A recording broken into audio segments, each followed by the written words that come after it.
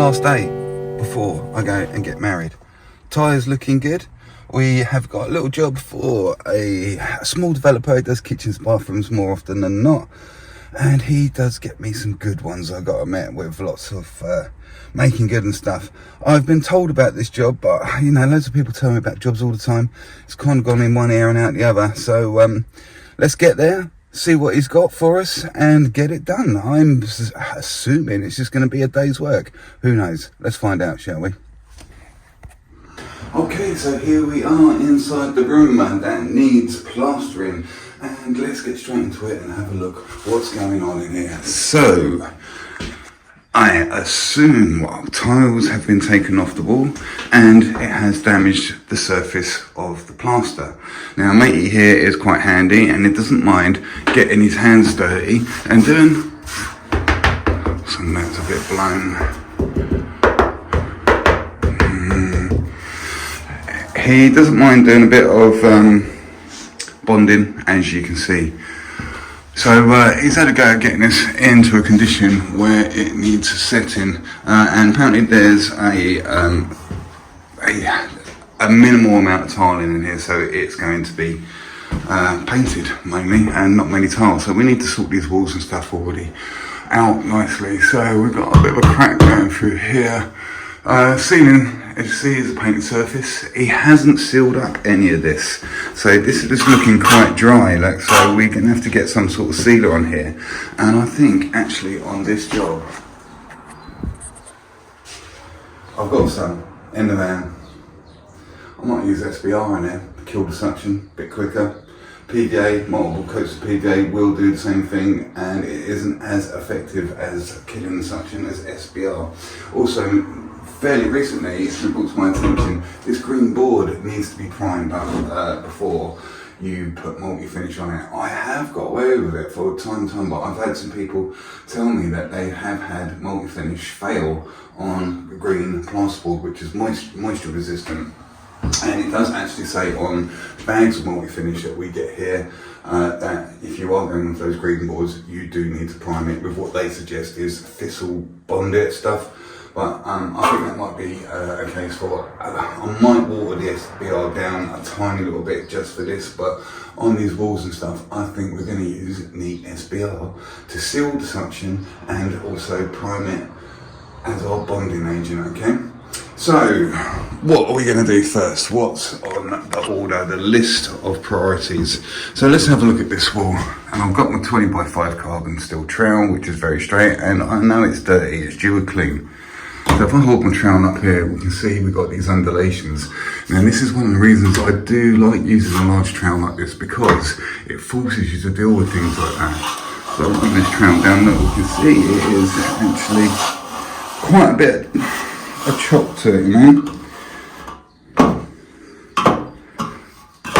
Seems pretty good horizontal. So we're gonna address all this stuff. So Guy has he's put this bonding on, but there are a certain amount of protrusions. So what we're going to do first of all is take our trowel and we're going to scrape back and trim out any nasty bits and pieces like that. Let's have a look at this one. Let's see, he's got these protrusions here. There's still trowel marks and stuff. So that is what we're going to do first of all, just scrape the life out of everything.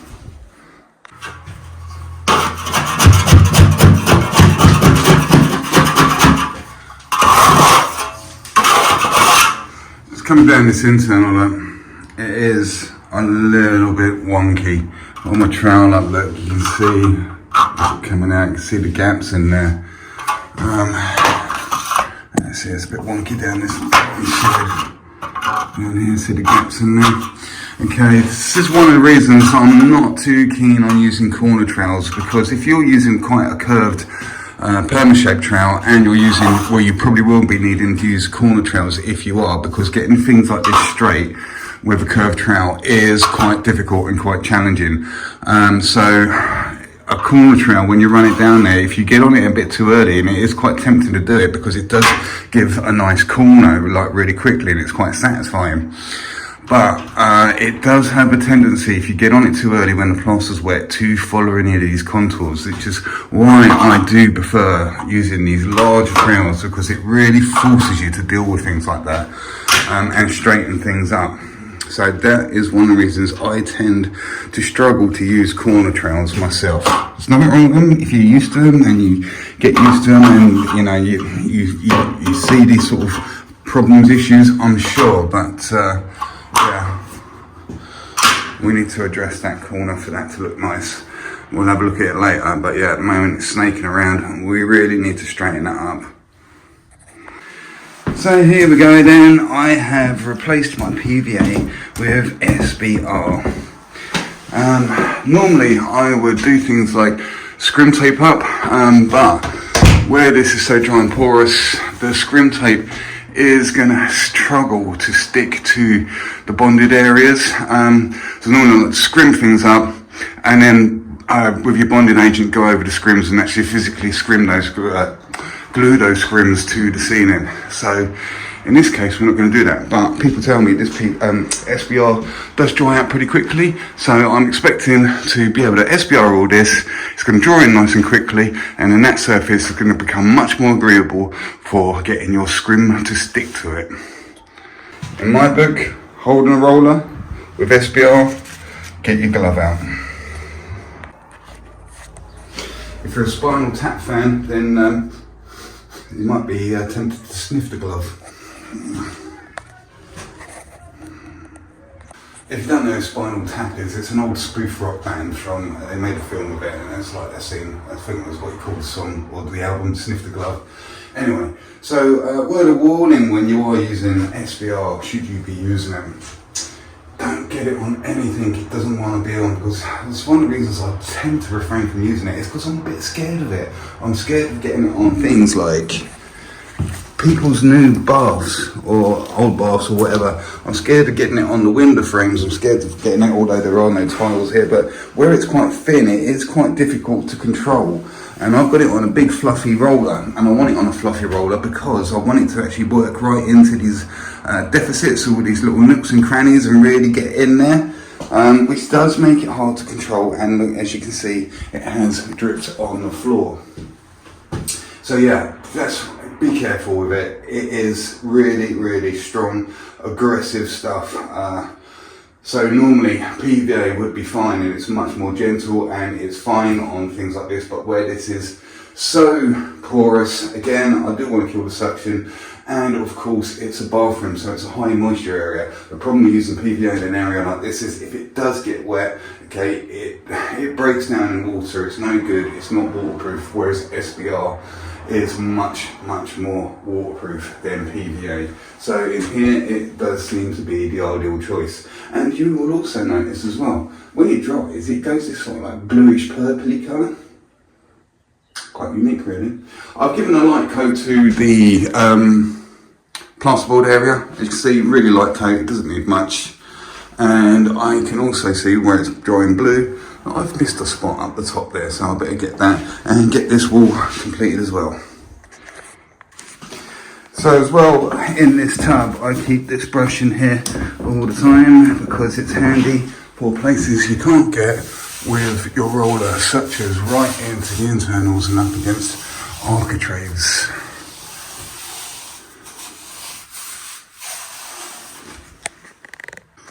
Okay, so I am happy that everything has been SBR'd up sufficiently so with one neat coat. That's all I'm using in here. Like I say, I'm not that experienced with SBR PVA, SBR PVA. So yeah, from the basis of what a lot of comments are doing about the benefits of it, hopefully you know it all goes right, and we're gonna find out how this is gonna go. Now.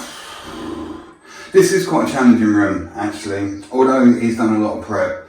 Now, you might have a labourer with you, or you've got somebody else go, I'll go and SBR that. But the benefit of me doing it myself is I'm actually starting to learn the room already. And I mean, if it was completely plasterboarded and stuff, it probably wouldn't be so much of an issue. But by going over it with the brush and the roller, I'm starting to notice things that are going to need my attention later on. So let's have a look quickly at what I've noticed. So of course we've already run our trowel up here, but I've noticed some particularly bad ones. And again, look, because this trowel is so big, if I had a smaller trowel, we might end up following that round a little bit if my trowel was this long, so like to the end of my thumb there. Okay, but because it is so big, look, I'm actually able to span that massive gap. I mean, look at it, it's huge. Look at that gap. Okay, and there's another one over the other side.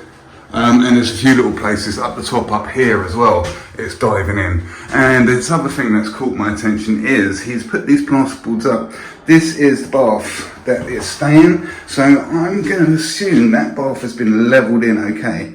And I know, so the boards do go past it. But look, he's had to fill here a little bit.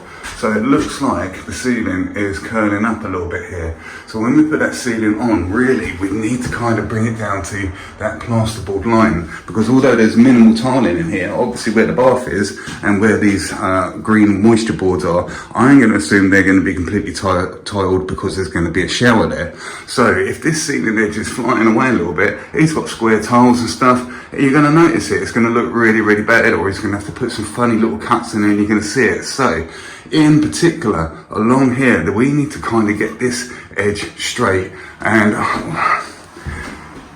we're going to have to kind of lose it a little bit on here as well. I think we're just going to concentrate over here. It doesn't matter so much because there's not so many tiles, so we need to move that discrepancy over to somewhere where we're not going to notice it by having a line of tiles going up there and hitting that wonky ceiling.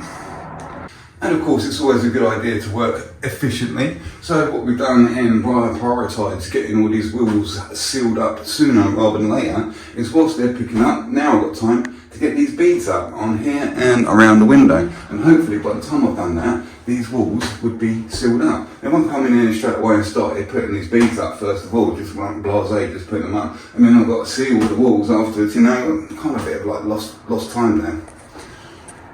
Just another small thing to add, obviously it's a very, very small room, so we're limited about what tools we can get up here. So now we have finished with the SBR. We can get rid of that, okay, and we can bring up the next stage of tools that we need. Also, sometimes it can be well handy. I'm not sure what I'm going to do. I might mix up I don't know. But look, this door is a bit of pain opening and shutting it. It might be worth popping that door off. The hinges look nice and we can get to them. Sometimes they're covered in paint and are a bit difficult to get off. I don't know, we'll see how we get on. I'm not going to go into one about beads. I've been going right into one about beads in the last couple of videos. Tin snips, they cut through it. Stapler fixes it.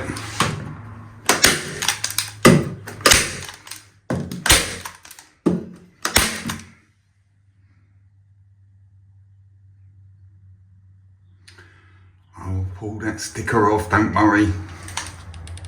I won't go into one about the beads, but I will say this, and this has happened on the last couple of jobs. Staples are pretty good because they're not too permanent. If you do need to make any adjustments, because I've done the bottom and the top first, just because it's convenient. I haven't used a tape measure, I've just held them in place, and I've got these ones. But it's made it a little bit difficult because I had one bead left, and I was like, oh, if that's over, I can't be too inaccurate on that one. So I have had to measure that, and fortunately I've got this little tape measure here on my keyring, and that actually works out to be 1 meter, and the bead is 2.4 meters, so we've got an excess there to get that in. Now what the problem is with fixing up these beads with something other than a stapler, particularly in this situation, is this is the old plaster. So you can stick them up with multi-finish, or sometimes people use clout nails or something like that, but trying to get a clout nail into something like this where there isn't a bead in the first place, every time you put your nail in there, you're going to rupture the corner, rupture the corner, rupture the corner. This is why I find more often than not I'm using these staples, because they give you just enough purchase. And if you really want to, if there's much wobble, you can also get a little bit of scrim up the sides, okay, and really hold that nice and sturdy. Another quick thing to note is, in some places here where it is softer and on plasterboard, quite often, let's go, I've hit a hole, hold on.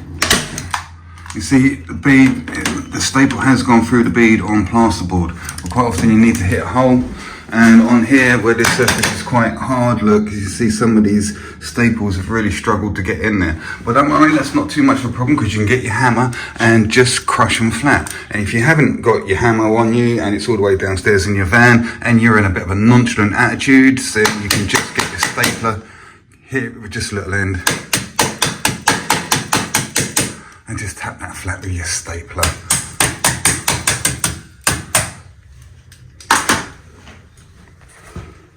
So remember, as always, this is the visible part of the bead, so it's important we get this bead on straight and we leave enough space there, let's see, so we can actually get and clear the back of the bead or any staples or whatever it is fixing you got protruding. Just make sure that's all nice and good and nice and solid and firm. Right, let's get some scrim up, shall we? Quickly, just in case you don't know, scrim tape, fibre tape, this is easy scrim stuff. It's got a little bit of residue. I must remember to buy some more scrim, because I keep forgetting I've got loads of these little scraggly little bits of rolls for emergencies in the van knocking around. And you use the scrim tape anywhere there is a joint of plasterboard. If you notice, this head had been pulled down and that's actually the edge of the plasterboard.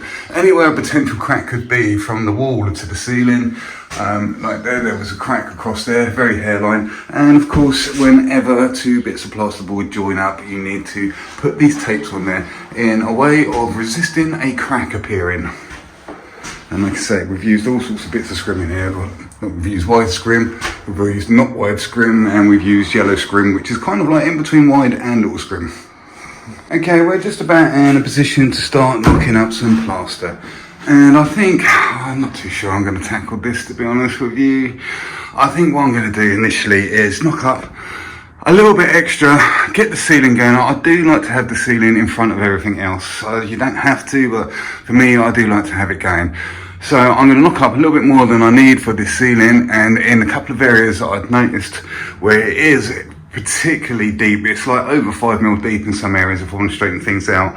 So what's left over, I'm going to use to dub out some dodgy areas on these floated walls, and then I will have some dirty water to start speeding things up when we start applying plaster to the rest of these walls. So yeah, let's get cracking, no pun intended, and see what happens, shall we? Just get the ceiling on, get a bit of wall on, see how it all starts reacting to the SBR, which is drying up. There's still some colour to it that you can see, but yeah, let's hope that's killed the suction that is required. Okay, here we go then. Let's get that up there.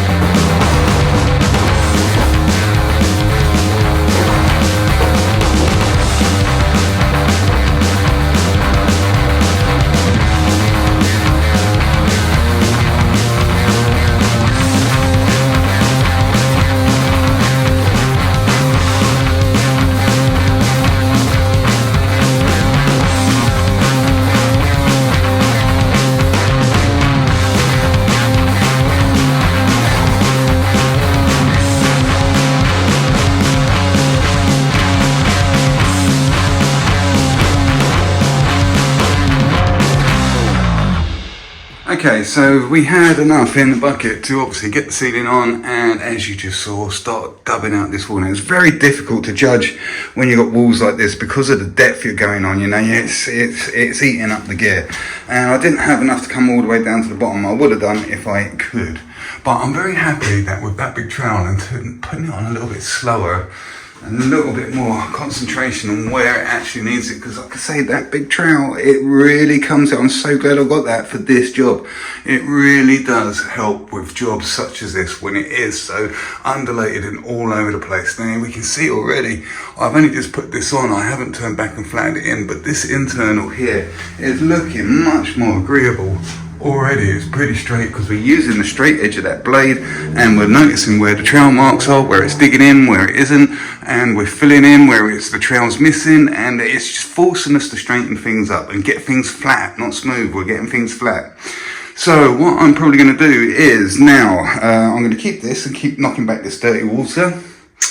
I'm going to get back and I'm going to flatten the ceiling in. This ceiling is very, very wet still because we're on that painted surface. I'm not too sure exactly what's going on with this yet. So we'll see how that SBR starts behaving. So I've got time to get across the ceiling. Then I'm probably going to take my trowel to this and see how that feels and decide whether, which I probably will do, if I can push on maybe with these more tricky walls, and that just leaves me this area probably at the end of the day, because this area, remember, is going to be completely tiled, so we don't need to do a fantastic job on that. We're literally going to colour this in, you know, so we'll bring it out, making sure it's all straight, you know, because these boards are tapered edges and stuff, so we'll get it flat, but we don't have to worry about having a perfectly shiny wall which is to be painted, because it's going to be stuck with tiles. So let's crack on.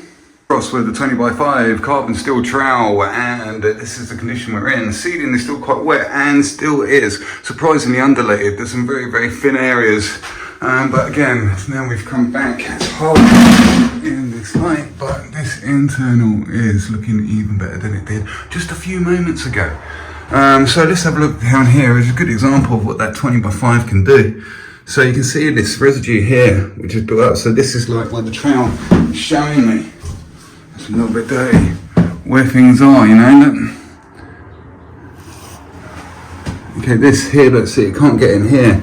So it's leaving this little line here, and this is coming out to the depth. So I know when I come to the other side, my trowel's going to hit that line. I'll draw it in there. See it? And that's how it straightens up the internals. Just a quick one for you DIYers. We're going to clean this bucket out, and we're keeping this dirty water, and we're going to mix into it because it's going to speed up the plaster a little bit. Now look, we've got all this all stuck around the sides. Now some people and new labourers and stuff will put loads of water in there and you can't see the bottom. It's difficult to do one hand. If I can just lean it there, look, if I turn this, because I've only got a tiny little bit of water in there, turn it to the side, then I can see the bottom of the bucket, and with my horrible old brush I can get right into the corners, you know? So I'm going to do that, wash it all around, get the dirty water that I require, then I'm going to add more water to the amount that I need to knock up the amount of plaster I need. So we haven't had a little bit of a wildlife section for a little while, but obviously this garden is in a state of being done up. But look at this lovely old tree. It's really nice, isn't it? I mean, I'm not so much of a fan of bushes and stuff, but I've got to admit, that's an impressive tree. Now, in a perfect world, all these walls would be nice and flat and we can get a nice regulated coat of multi-finish over them in the first place, but they're not. And if you do find yourself faced with such a situation, then it will 100% help you to knock up your multi-finish stiffer. It will help with the sagging because there's a lot of deep bits, a lot of thin bits, and if you knock your plaster up too wet, it's going to, you know, hang under its own weight. So that's why it's really going to help out. I've already just put a bit of it just to complete the first coat of that wall, and that little bit up there which was really bad was a bit of plaster from when we knocked up for the ceiling. So that is going to give us an indication of how this plaster is going to be affected by the suction on there. So that SBR hasn't killed everything, and it's picking up quite nicely, to be honest with you. The other problem you're going to get from going on really thick with multi-finish is you're going to get stress cracks such as this, and ideally we need to give it as much time as possible, and this is why we're building it up in layers. so that, you know, because the deeper it is, the more shrinkage you're going to get, and multi-finish really isn't designed to go over 5mm in depth, so you do need to build it up in layers.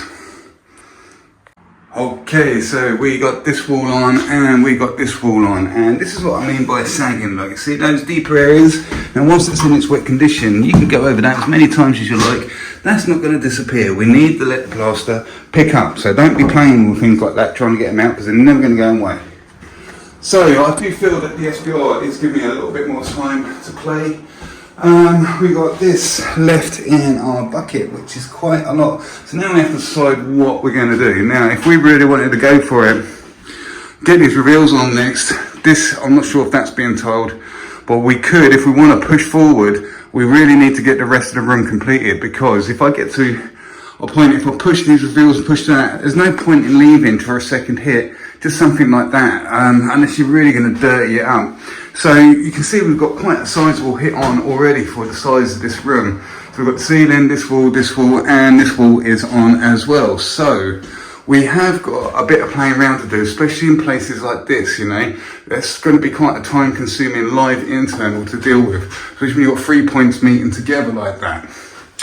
Also, I think I might have to go down and get a little midget trowel that's going to fit, because I'm using my 20x5 and I've had to come out this way and use the toe, and that's exactly what the guy did in the first place when he put the undercoat, the bonding on, and it's already starting to curve in that condition. So I really do need to get a little trowel that's going to fit this way and come this way like this. But it's still important to get your big trowel and come to the tops and the bottoms and use that as a datum, because if you do keep coming this way like this, you're going to end up going in and out, and this little line here is going to be wobbling in and out like this. So you still need to use the big trowel where you can on internals. Okay, so as I said, I've got that in my bucket, and just judging these walls as I put this on, it's still quite wet thanks to that SBR. So I think rather than push on, because what's the point? I've got all day to get this done. I might as well leave myself a decent hit for the next gauge, which will be these reveals, this wall and round here, and I can probably speed that up as well. So what I'm probably going to do to be able to get onto this sooner rather than later, this stuff in here is going to be the second coat that lays this ceiling down. And who knows, I might have enough left to get a tight coat over this. We'll see how it goes.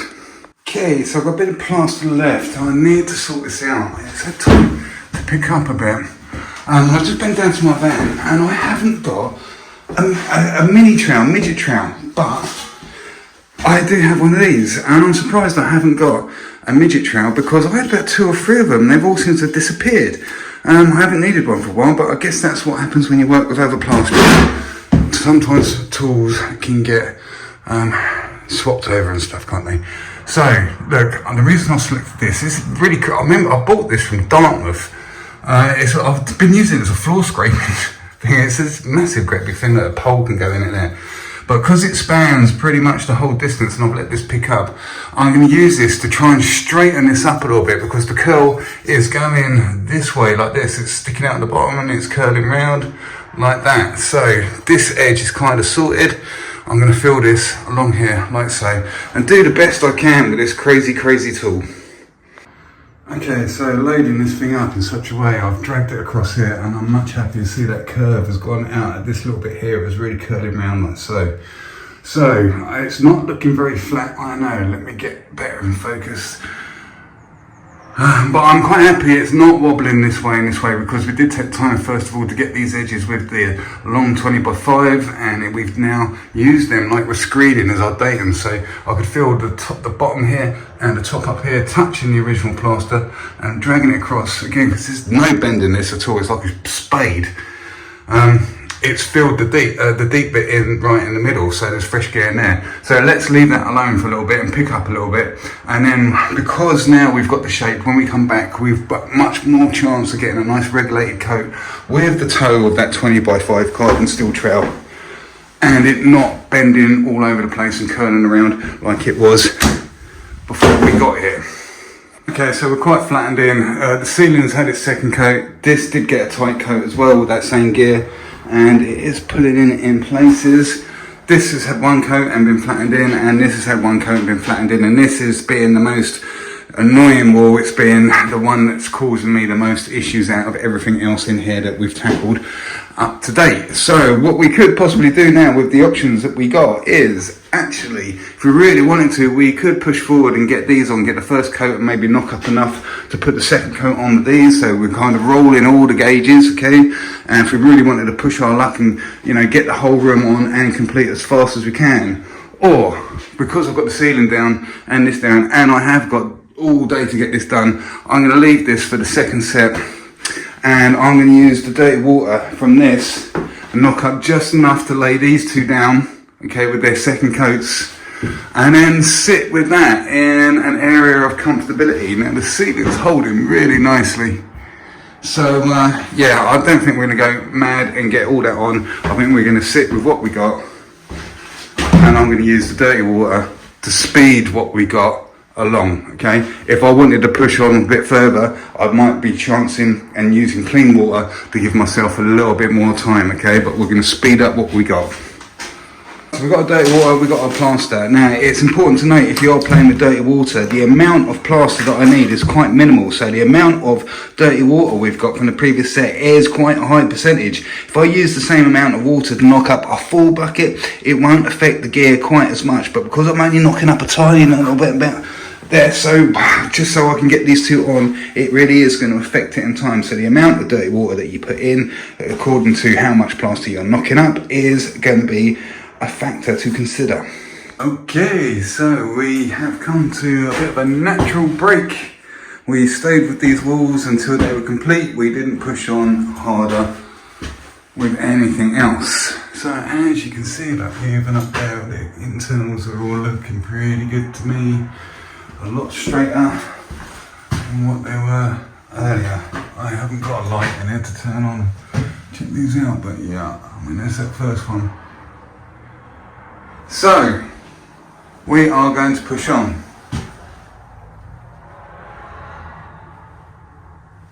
And we are going to knock up enough. I've got some clean water here. We're going to knock up enough to get these reveals on. I'm not putting the seal on, although there hasn't been any discussion about it. This can either be tiled, or there's probably, judging by the height of it though, there's probably going to be a window board going on there. I would have thought, but by leaving this empty, when the window board goes on, it could possibly touch this bead there, and then there's a bit of a cavity, a bit of a deficit there for any adhesive or anything required to pull that window board down. Or even if you're tiling it, you know, the tiles can sit flush on this and there's a little bit of area for the adhesive, so sometimes that works pretty good.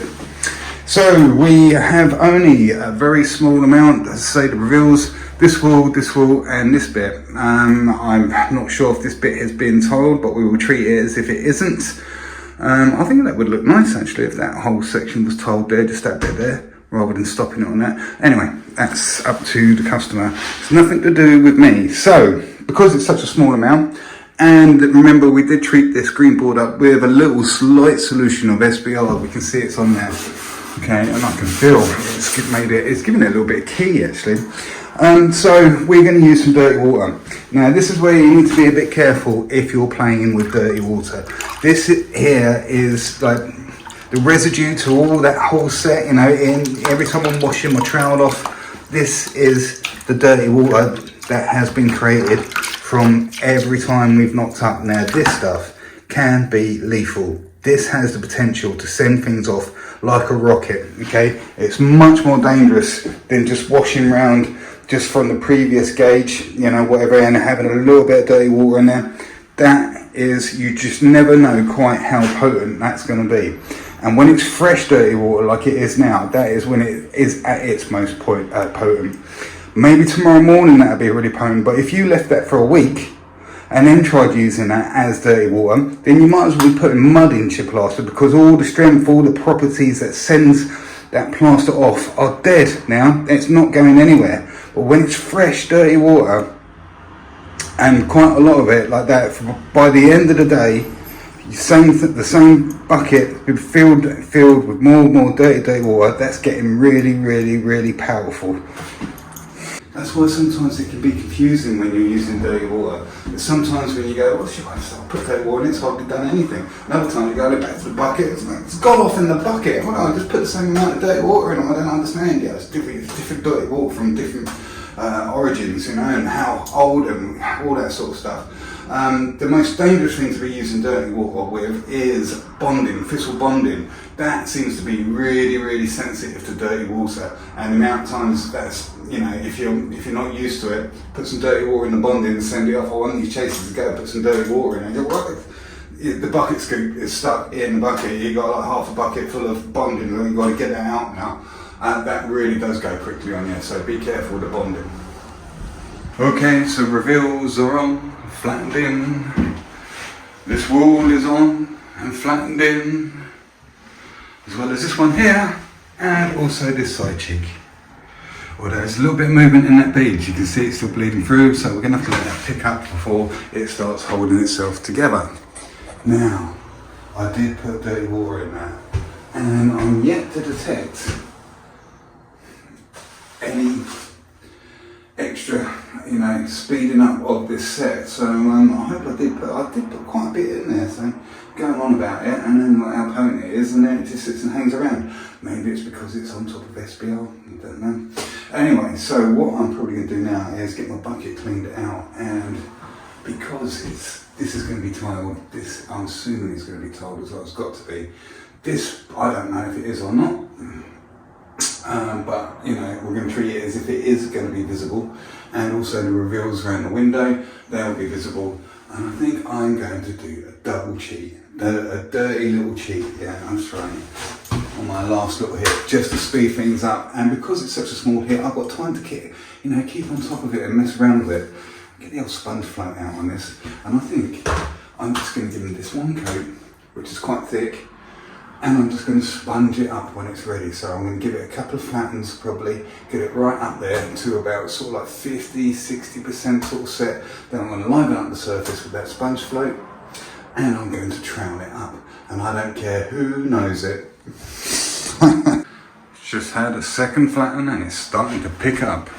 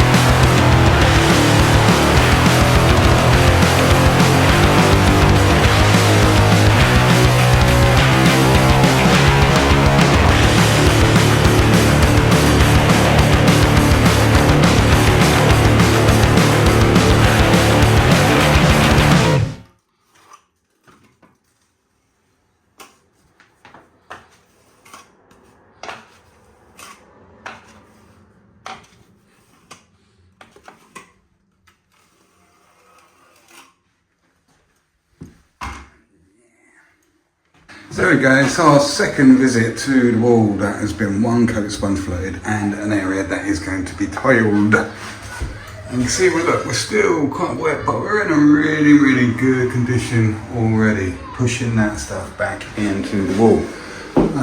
This possibly would be seen.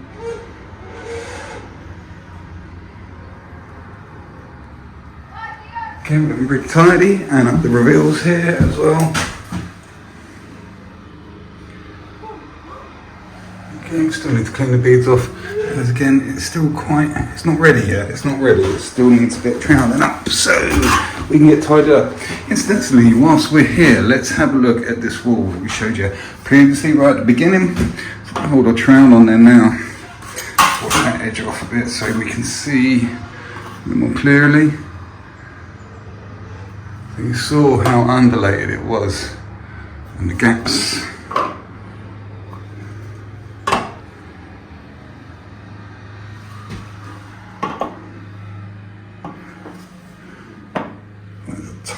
Tiny gap there, look.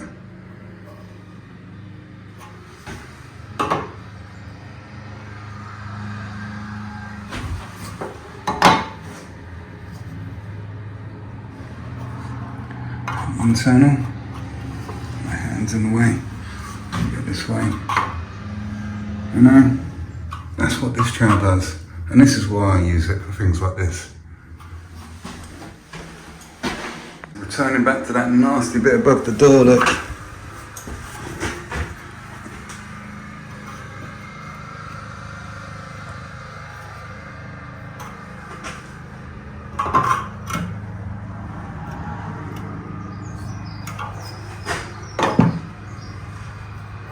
I know.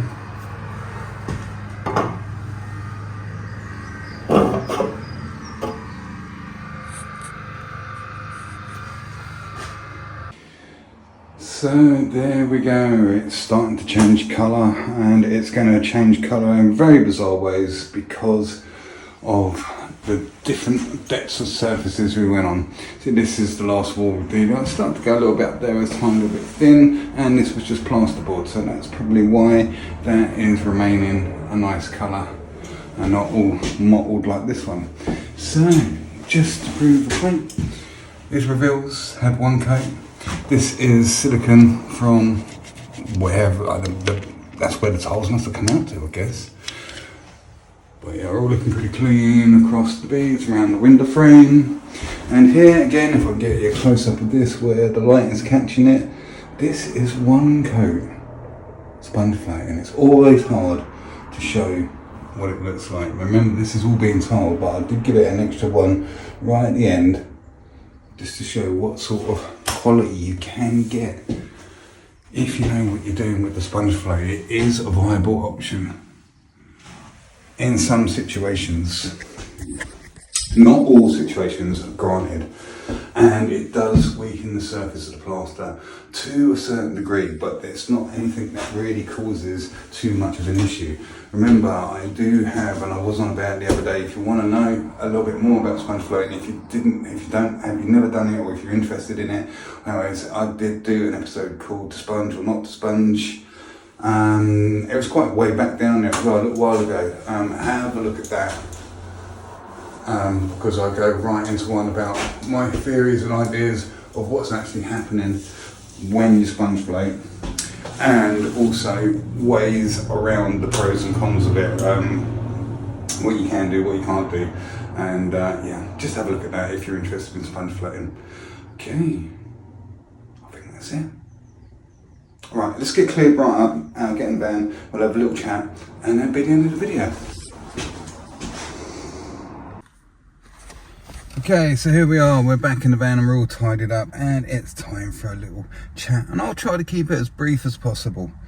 So that last hit, doing those reveals and everything, we used dirty water and I knocked the plaster up thick, flattened it in twice, sponge floated it, and then saw it home just troweling it up. That process took from start to finish. I did time it, but I didn't tell you what the times were. But believe me, that took about 1 hour and 45 minutes. So we shaved a lot of time off of that last set, because remember, those surfaces were SBR'd, and potentially if we two coated them, we could have been there for possibly 3 hours, you know. So that's what we did. I'm an avid user of PVA, as if you're regular to the channel you will know, and I very rarely use SBR unless I feel like I really need to, and I needed to kill the suction in there really well, really quickly, and I've got to say, I was really glad I used SBR over PVA, because I would have been PVAing that to death, and I would have had different suction rates going on and stuff, and yeah, I'm glad I used it. And to be honest with you, there's certain things I didn't realise about SBR, and I've learned quite a lot about it and why some people do prefer it over PVA, and I've always preferred it, PVA to SBR. So by doing these videos and listening to and reading the comments, obviously, and other people's opinions as to why, I felt a lot more confident about using SBR in that situation, in the way I did it, because of the information I had learned since doing these videos.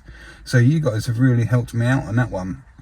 One of my main concerns would be going over SBR when it's dry, because it doesn't make sense that it sticks to it. You know, SBR is waterproof and it seals it up, kills all the suction, so surely it's going to pop off. It's like going over paint, you know, but it doesn't. Maybe it might be the idea that I'm pretty sure that SBR takes 3 days to properly cure, so even though it might feel touch dry, it hasn't actually dried properly. Or maybe if, you know, you give that SBR a week or something and then try and go over it, would it make a difference? I don't know. But yeah, I was really glad I used SBR over PVA in there. I thought that was the right decision to make, and I was really happy, and I was thinking that I'm really enjoying the fact that I used SBR, so I will give this job to SBR over PVA, especially because it is a bathroom and is going to be subjected to high moisture and heat and steam and stuff like that. One drawback I would say was it a drawback? Using SBR and killing as much suction as it does, I find when it comes to the actual point of troweling up, if you've killed the suction so much, the multi-finish becomes a little bit more greasy, if you like, and I assume that's because the moisture can't escape through the surface. You know, it's not being drawn out of the plaster, so you've got more evaporation going on, you know, and it's coming out to the surface, and I seem to be able to get it flat. I really appreciated the extra time it gave me to really plane off and really mess around in there with that larger hit. I was thinking, I would have been losing this if I had PVA on it. So yeah, I really appreciate that time. But once it got to that point where I was like, and normally I'll be like, it's 5 minutes, this will be ready. It seemed to sit at a point with like a grease to it, like a condensation on the surface, and it didn't seem to like disappear for a long time. And I felt I was getting better results from not switching to the stainless steel flexi trowel right at the end and sticking with the carbon steel all the way through because of that. I was finding the stainless was, if you went to the stainless when you'd kill the suction too much, it was closing the surface in and holding it back even more, because you're starting to close those particles in with that stainless really early, and it's causing it to sweat again. You know, you're trapping that moisture in there, whereas with the carbon steels you're kind of tearing that surface a little bit, and you're leaving that surface open and allowing more evaporation to come out of there. So that's why I'm thinking maybe using the stainless steel flexible trowels, if you're a SBR user, might not be such a good idea. For me, if I am using PVA and I'm using suction, I find it brilliant. They really work really well. But in that situation, I did notice a difference between sticking to the carbon steel or switching to the stainless, and I preferred sticking to the carbon. So there you go. That is my conclusion as to what happened and why it happened and why we did things. I'm going to go away now for, it's Thursday. I'm going to go away and I'm getting married. Did I not mention that? I get married to a lovely, lovely girl called Judy, and she is absolutely amazing, and I can't wait for her to be my wife. I've got to admit, we've had such a great time together, and yeah, I'm looking to, you know, well, I can't see it ending, basically. Yeah, we get on really well. So, yeah, so with that being said, I'm disappearing for a few days, and I shall not be putting any videos up because I'm not working. I get married on Saturday at 2:30 in Pangbourne in a hotel there, right off the town centre. And I probably am going to schedule this video to be at 2:30 on Saturday. So I'll be getting married at the exact same time you're watching this video. So there you go.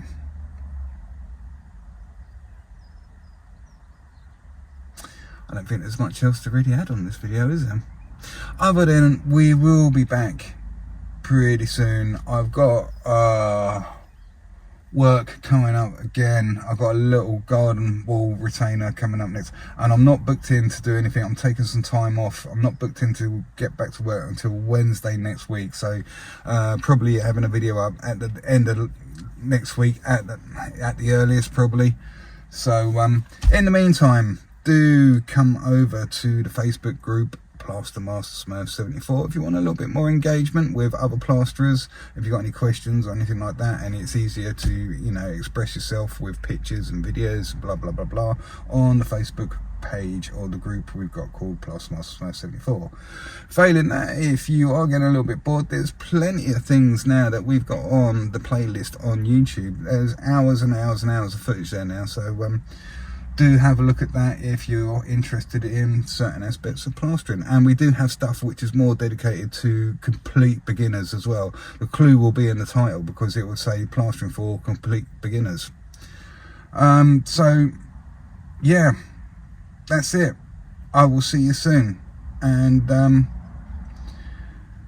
have a good one, have a great weekend, and you know, stay cool and keep on rocking, baby, keep on rocking. Yo! Alright, look what Richard gave me because I'm getting married. Judy does like a bit of champagne.